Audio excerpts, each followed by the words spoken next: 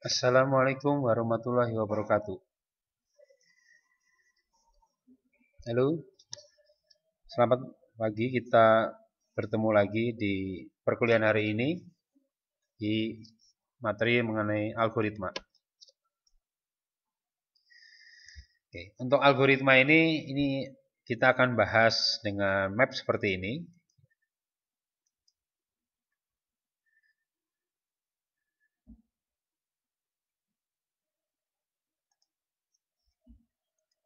Oke, kita bahas saja materi-materinya ya. Jadi ada 4 5 lah ya, 5 poin yang menjadi materi di algoritma, yaitu pertama tentang definisi dari algoritma itu sendiri, mengenal kata-kata kunci instruksi, kemudian struktur instruksi, tipe data, dan mengenal bahasa program.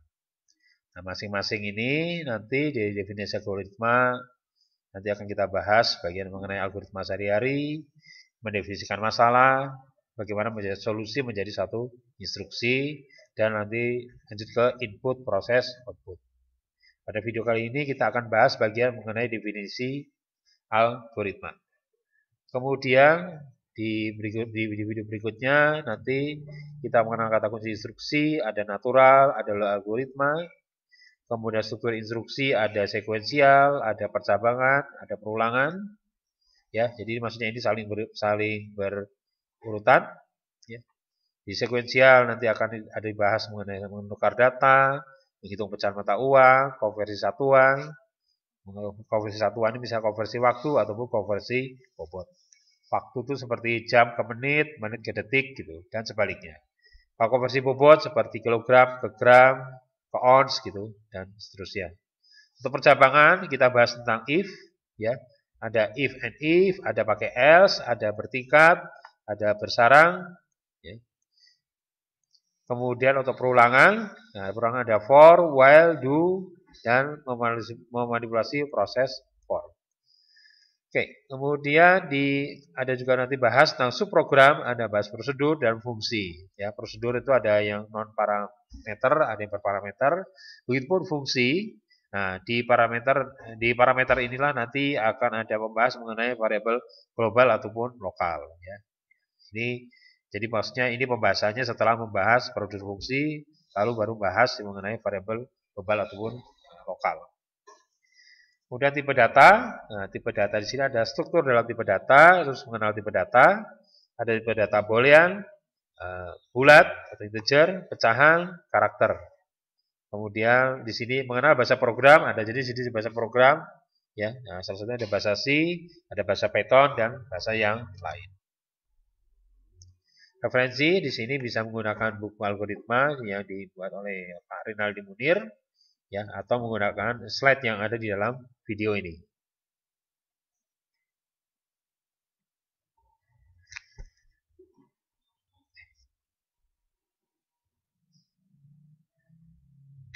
Oke, kita lihat secara definisinya dulu, ya. Nah, definisinya dulu, di sini terbagi dua, sejarah dan definisi non formal, kemudian definisi formalnya.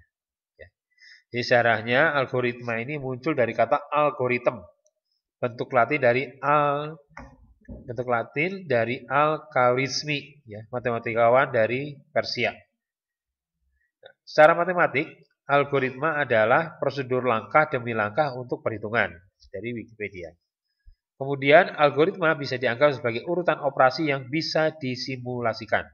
Nah, ini definisi dari non-formal. Definisi formalnya adalah urutan langkah-langkah logis penyelesaian masalah yang disusun secara sistematis dan logis. Nah, ini definisi formal. Nah, ini sebagai ilustrasi contoh dalam algoritma, misalnya Roni ingin pergi ke kota naik motor metik. Maka dia menuju ke motor metiknya, nah ini misalnya motor metiknya, kemudian dia menghidupkan motor metiknya. Nah, bagaimana menghidupkan motor metik? Nah, kita bisa menyusun menjadi satu instruksi, yaitu pertama langkahnya adalah memasukkan kunci motor, posisikan kunci ke on, ya, atau dihubungkan, ya, koneksi listriknya, lalu tekan rem, ya, baru tekan starter dan akhirnya motor bisa hidup. Ini gambaran sederhana dari satu bentuk algoritma bagaimana Roni ingin pergi ke kota naik motor metik. Ya, tentunya motor itu harus hidup dulu. Nah, bagaimana algoritma menghidupkan motor adalah seperti ini. Ya. Nah, ini bentuk algoritma. Ya. Artinya di sini adalah satu bentuk yang harus logis dan sistematis. Ya. Jadi misalnya Roni menekan starter, ya, tapi remnya nggak ditekan, ya motornya nggak bisa hidup, gitu ya, seperti itu. Ya, jadi posisi ini adalah satu posisi yang menjadi urutan, ya. Kemudian posisikan kunci ke on, padahal kunci belum dimasukkan, ya tentunya tidak bisa juga, artinya tidak logis. Nah itu yang dimaksud dengan satu logis, ya. Jadi tersistematis dan logis. Ya, urutannya itu adalah menjadi satu urutan yang menjadi baku, ya. Kalau dibolak-balik menjadi motor itu ya tidak pernah bisa hidup. Ada pengertian logis dan sistematis. Apa sih itu logis dan sistematis? Logis adalah sesuatu yang bisa diterima oleh akal dan yang sesuai dengan logika atau benar menurut penalaran. Nah, ini ada istilah logika. Ya, logika ini adalah benar menurut penalaran. Ya, seperti tadi. Ya, menghidupkan motor, ya logikanya ya tadi kunci harus masuk dulu. Ya, nggak mungkin kita starter motor tapi kuncinya belum dimasukkan ke tempat stop kontaknya. Logis dapat dikatakan suatu pola atau cara berpikir seseorang terhadap suatu hal. Nah, ini disebut dengan logis. Sistematis adalah berpikir serta berbuat yang bersistem, yaitu berurutan, runtun, serta tidak tumpang tindih. Menurut Abdul Qadir 2004. Ini sistematis. Sistematis adalah sesuatu yang diuraikan dan dirumuskan secara teratur dan logis. Ya, kita lihat ya, berbolak-balik kalimatnya ya. Tapi itulah berarti sangat kuat kaitan antara logis dan sistematis. Nah, algoritma di dunia nyata. Nah, sepertinya misalnya kita mau mengamankan rumah saat ditinggal. Ya, bagaimana kita mengamankan rumah? Yang pasti algoritma dunia nyata adalah, jadi artinya ini yang menjadi hal yang ingin kita capai bahwa rumah itu bisa aman apa? Rumah itu sebelum ditinggal harus dikunci terlebih dahulu, ya. Kunci terlebih dahulu, kunci pintunya, kunci pagarnya, ya, kunci kamarnya dan lemarinya, sehingga rumah aman saat ditinggal. Kemudian menjalankan kendaraan, ya tadi sudah contoh dibahas mengenai motor. Kemudian misalnya memasak mie instan, ya ini juga sudah jelas urutannya. Kalau Anda masak mie instan, bisa tinggal lihat instruksinya yang ada di belakang ya. Di belakang nanti Anda bisa ikutin. Kalau Anda tidak ikutin sesuai instruksi itu, mungkin mie instannya jadi ya, tapi rasanya mungkin tidak enak. Ya. Kemudian menjumlahkan bilangan. Nah ini menjumlahkan bilangan ini secara matematik sangat jelas ya. Ya harus jelas dalam proses penjumlahannya. Ya. Seperti misalnya kalau ketemu perkalian, penjumlahan, bagian, mana dulu yang harus dikerjakan? Apakah perkalian dulu ya, baru penjumlahan ya. Tidak bisa mengerjakan penjumlahan dulu atau baru perkalian. Nanti hasilnya tidak akan benar. Ya. Itu berarti ada urutannya. Mencari nilai yang mungkin untuk mendapatkan sebuah bilangan dengan cara dijumlahkan. Kemudian nah, algoritma dalam informatika di sini misalnya menggunakan komputer, menggunakan aplikasi editor teks, ya maksudnya di sini menggunakan komputer berarti sampai kita bisa menggunakan komputer caranya apa? Ya powernya harus dihidupkan dulu, ya. Kemudian setelah power dihidupkan kita tunggu dalam berapa detik, nah, dia berjalan baru kita bisa buka menunya. Menggunakan aplikasi editor teks MS Word, nah ini kan urutannya udah jelas. Untuk kita bisa menggunakan ini kita nggak bisa langsung buka komputer terus ketik. Kita harus buka aplikasinya dulu, nah, terus tekan file, tekan new, maka kita bisa menggunakan aplikasi editor teks. Agar dalam melewati level 1 dalam permainan game, ya ini sangat jelas kita harus mengerjakan urutannya supaya bisa melewati level 1. Menghitung luas bangunan berbentuk segi 4, ya. Nah, ini sudah jelas kalau segi 4, kalau luasnya berarti panjang kali lebar untuk menghasilkan suatu nilai luas. Kemudian menghitung jumlah buah mangga di sebuah keranjang. Ya.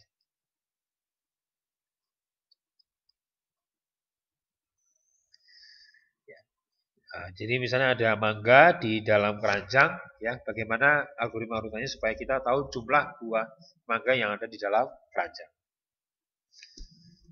Kemudian, nah, setelah kita di sini contoh-contoh algoritma, kita lihat bagaimana mendefinisikan input, proses, output. Nah, ini hal juga sangat penting dalam algoritma.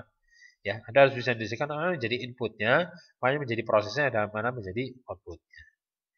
Input adalah masukan. Ya, input adalah masukan. Proses adalah memproses input dengan aturan tertentu. Nah, jadi inputnya sudah ada, diproses dengan aturan-aturan tertentu. Dan output adalah hasil yang diperoleh setelah proses dilakukan. Jadi setelah proses dijalankan, mendapatkan satu hasil. Nah, hasil itu lagi disebut sebagai outputnya. Ya. Nah, sekarang misalnya definisikan input, proses, output. Ya, aplikasi WhatsApp untuk mengirim pesan. Ya.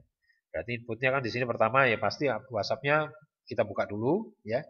Kita buka dulu, setelah kita buka, kita mau kirim pesan. Nah, kita pilih ya, kita pilih. Kita mau kirim pesan ke siapa? Kita pilih yang ada terdaftar di situ. Setelah kita pilih, ya. Nah, setelah kita pilih, kemudian kita mulai ketikkan pesan, ya, ketikkan pesan. Nah, itu adalah semua proses input, ya. Jadi dari tadi proses. Tadi sebenarnya pada waktu buka WhatsApp, inputnya apa? Kita mengklik ya, mengklik icon WhatsApp-nya. Ya. Kemudian smartphone-nya setelah kita mengklik smartphone-nya akan memproses untuk membuka aplikasi tersebut. Nah, itu proses. Kemudian WhatsApp-nya terbuka, nah itu berarti output-nya. Ya. Nah, jadi tahapan untuk menghidupkan WhatsApp itu ada input, proses, output. Ya. Inputnya Anda mengklik, prosesnya si smartphone-nya nanti memproses dari yang ke ikonnya diklik, kemudian aplikasi WhatsApp-nya terbuka, maka itu sebagai output. Nah, kemudian apalagi setelah terbuka, kita mau input lagi, ya, menginput apa? Kita menginput salah satu yang teman-teman kita yang terdaftar di WhatsApp itu. Kita pilih salah satu, prosesnya adalah aplikasi WhatsApp yang sekarang, kalau tadi smartphone proses, sekarang di sini smartphone-nya memproses aplikasi WhatsApp untuk memproses supaya bisa keluar tempat untuk mengetikkan pesan. Nah, outputnya apa? Tampilan untuk mengetikkan pesan. Nah, kemudian apa? Mau ngirim pesan, inputnya apa? Kita mengetik teksnya di tempat lokasi editor untuk kita bisa ngetik teksnya. Kita klik mana, maka itu proses. Begitu terkirim, nah itu adalah output. Nah, outputnya nanti ada statusnya, apakah terkirim, apakah tidak terkirim, atau nanti sudah dibaca. Nah itu, jadi artinya satu proses ada input, proses, output. Menggunakan editor teks MS Word, nah ini dari inputnya apa? Nah tentunya tadi kalau kita mencari aplikasi MS Word-nya, begitu ketemu, maka kita klik, itu inputnya. Kemudian komputer memproses supaya aplikasi editor teks itu bisa terbuka. Nah, begitu dia terbuka, itulah outputnya. Nah, kemudian kita mau ngetik. Nah, berarti ya ketikanya kita buat itu sebagai input. Ya. Kemudian setelah kita ketik sebagai input, terus kita klik lagi, ya, klik lagi save misalnya ya, kita simpan, ya, kita simpan. Nah, itu berarti sebagai input, ya, sebagai input. Kemudian berikutnya misalnya sudah kita tadi kita save tentunya biasanya kita diminta memasukkan nama file. Nah, nama filenya kita klik lagi, berarti dia sebagai input. Nah, sudah oke, kita klik save. Nah, berarti ada proses komputer men-save si file tersebut. Nah, begitu dia berhasil disimpan, ya, karena misalnya kapasitas hard disk masih cukup, tentunya kalau kapasitas hard disknya tidak cukup, ya dia tidak bisa tersimpan. Nah, begitu dia selesai bisa tersimpan, maka menjadilah suatu file yang tersimpan di hard disk. Itulah sebagai output. Kemudian misalnya menghitung jumlah batu bata yang dibutuhkan untuk membangun dinding berbentuk segi 4. Nah ini ya, misalnya di sini Anda bayangkan ada dinding yang bentuknya segi 4. Kemudian dinding yang bentuknya segi 4 itu Anda mau, maksudnya di sini Anda mau buat satu dinding menggunakan batu bata. Dindingnya berbentuk segi 4, batu bata juga berbentuk segi 4. Ya, tentunya di sini Anda harus menghitung ya. Luas dindingnya berapa? Ya, luas dindingnya Anda hitung. Ya, nah berarti yang jadi input di sini apa? Input pertama adalah inputnya itu panjang dan lebar dinding. Nah, itu sebagai input. Ya. Kemudian Anda kalikan panjang kali lebar, itu sebagai prosesnya. Outputnya apa? Anda mendapatkan luas dinding. Kemudian, nah berarti sudah dapat nih luas dindingnya. Nah, berapa batu bata yang dibutuhkan untuk membangun dinding yang mau Anda maksud? Gitu. Nah, Anda hitung juga berarti batu bata itu, ya, yang jadi input apa? Luas, panjang, dan lebar dari batu batanya. Nah, kemudian Anda kalikan panjang dan lebar dari batu batanya, itu berarti proses, dapatlah luas batu bata, itu sebagai output. Nah, sekarang berikutnya, berapa jumlah batu bata? Anda sudah dapat tadi luas dari dinding dan luas dari batu bata. Berarti luas dinding dan luas batu bata itu jadi input. Nah, prosesnya apa? Anda bagi luas dinding dibagi dengan luas batu bata. Nah, itu proses. Nah, nanti sehingga didapatlah berapa jumlah batu bata yang Anda butuhkan untuk membangun dinding. Itulah sebagai output.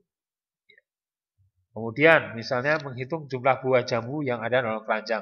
Bayangkan Anda punya keranjang, ya. Kemudian di dalam keranjang itu ada jambu. Nah, berapa jambu yang ada dalam keranjang itu? Maka yang menjadi input apa? Menjadi input adalah buah yang ada di dalam keranjang. Perhatikan ya, buah yang ada di dalam keranjang. Itu sebagai input. Prosesnya apa? Ya, Anda pindahkan ya satu persatu buah yang ada dalam keranjang ke tempat yang lain dulu. Yang ditanyakan apa? Menghitung jumlah buah jambu. Berarti Anda pindahkan satu persatu sampai kapan? Sampai keranjang itu kosong. Nah, pada saat Anda memindahkan, Anda menghitung 1, 2, 3, sampai keranjang itu kosong. Nah, begitu itu keranjang kosong, Anda mendapatkan, oh ternyata keranjang, misalnya jambunya ada 10 atau ada 5. Nah, itu berarti jumlah buah yang tadi sudah Anda pindahkan, dan Anda mendapatkan berapa jumlah yang Anda pindahkan, itu sebagai outputnya. Proses Anda memindahkan, itu sebagai proses memindahkan buah jambunya. Inputnya, ya jambu yang ada di dalam keranjang. Nah, di sini kita coba lihat membuat suatu algoritma. Ini saya perbesar ya, terlalu kecil. Nah, di sini misalnya ada diminta buat satu algoritma. Ya, tadi sudah kita bahas input, proses, output. Nah, bagaimana kita membuat satu algoritma? Nah, misal di sini Anda punya persamaan, menghitung dua buah nilai yang mungkin untuk kemudian dijumlahkan untuk mendapat sebuah nilai yang ditentukan. Nah, di sini ada satu di sini, maka apa di sini algoritmanya? Nah, yang di sini kan Anda yang diminta adalah menghitung dua buah nilai yang mungkin untuk kemudian dijumlahkan untuk mendapat sebuah nilai yang ditentukan. Ya. Misalnya saya ingin mendapatkan nilai di sini 15. Ya, 15. Nah, ini sebagai inputnya ada 15 ya. Saya ingin dapat outputnya 15. Nah, berapa hasil di sini? Nah, hasil di sini kalau ini saya inputkan ini angka 5, oh berarti apa? Berarti 15 dikurangin 5 ya, 15 kurangin 5 mendapat nilai 10. Berarti 10 tambah 5 sama 15. Ya, saya ulang ya. Jadi di sini yang diminta saya ingin mendapatkan suatu nilai tertentu. Berapa nilai yang di sini? Nah, di sini jadi tadi nilainya misalnya di sini 15 ya, 15 berarti 15 ini sebagai input.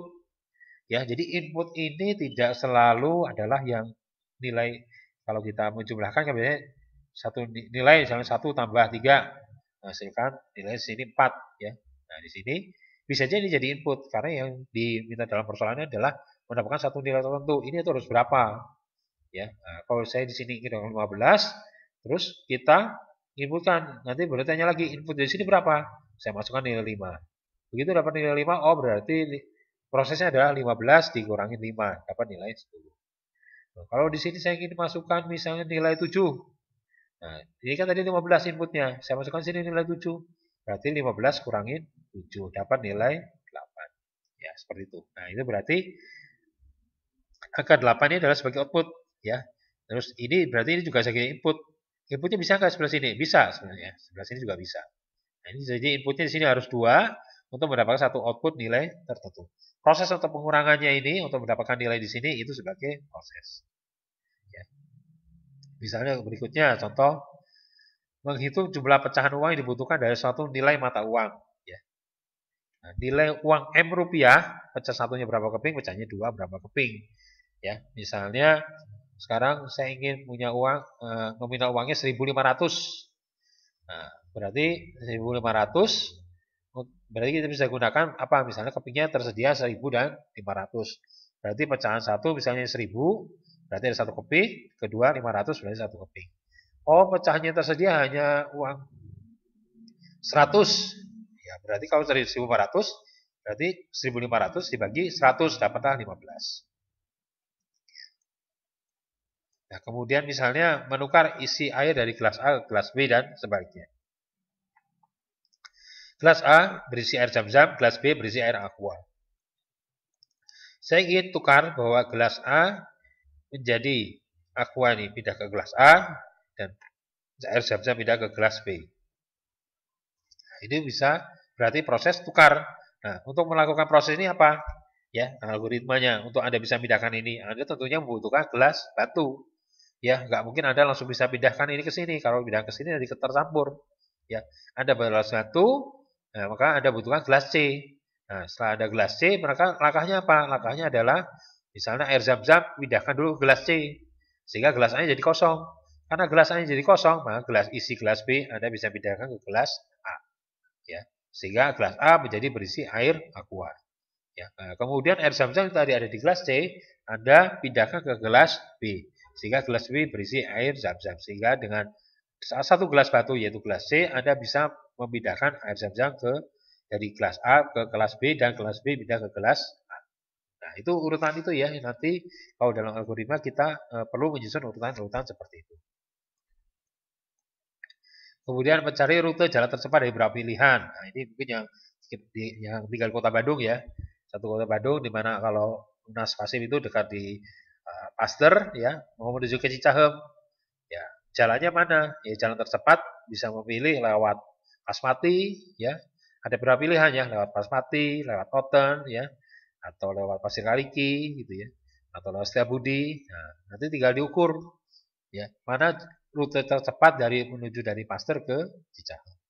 Nah, itu yang nanti berarti proses yang jadi input adalah di sini Pasteur ke Cicahemnya, kemudian apa jarak dari beberapa alternatif dari Pasteur ke Cicahem. Ya. Nah, kemudian prosesnya apa? Menghitung dari beberapa alternatif tersebut mana yang kilometernya terdekat. Ya, nah, tercepat asumsi kita kilometer ya, walaupun macet juga masuk perhitungan. Kita abaikan dulu masalah macet ya. Di sini hanya melihat jarak, ya, nah, jarak dari situ dari Pasteur ke Cicahem. Anda dari menghitung membandingkan mana jarak yang terdekat. Nah, sehingga terpilihlah nanti ketemu jalan terdekat, nah, jalan terdekat itulah sebagai outputnya. Kemudian lulus dengan IPK 3, ternyata jika IP per semester rata-rata 2,7. Nah, berarti caranya apa? Ya, caranya adalah supaya Anda menang IPK 3, tapi masih 2,7, berarti apa?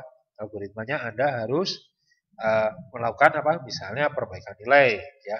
Atau Anda di pelajaran-pelajaran yang belum Anda ambil, Anda harus mendapat nilai lebih tinggi dari 3, ya, lebih tinggi dari 3, ya. Nah, sehingga nanti pas dirata-ratakan IPK-nya dapat 3. Proses untuk berarti ini jadi input ya. Ini yang diharapkan ya. Ya diharapkan bahwa ada batas minimal di sini input yang nilainya 3 ya. Jadi bukan output ya, tapi ini yang diharapkan ya. Tapi lulus ya dengan IPK lebih dari 3. Jadi ini menjadi semacam batas. Berarti jadi input. Nah, ini juga jadi input kondisi sekarang gitu ya. Nah, kemudian prosesnya apa? Nah, prosesnya Anda harus mencari cara bagaimana caranya untuk pelajaran-pelajaran yang berikutnya bisa mendapatkan nilai bagus, ya dapat A semua misalnya gitu ya. Atau melakukan perbaikan. Nah, itu sebagai proses. Nah, hasil dari Anda mendapat nilai lebih tinggi, ya nilai lebih tinggi dari untuk pelajaran-pelajaran berikutnya atau melakukan perbaikan, ya itu prosesnya. Terus hasil dari setelah dihitung nilai-nilai Anda dapat nilai lebih besar dari 3 enggak? Nah, itu berarti sebagai output. Ya. Oke, demikian ya untuk video kali ini. Mudah-mudahan bisa dipahami. Jika ada pertanyaan, silakan. Sekian, wabillahi taufiq wal hidayah. Wassalamualaikum warahmatullahi wabarakatuh.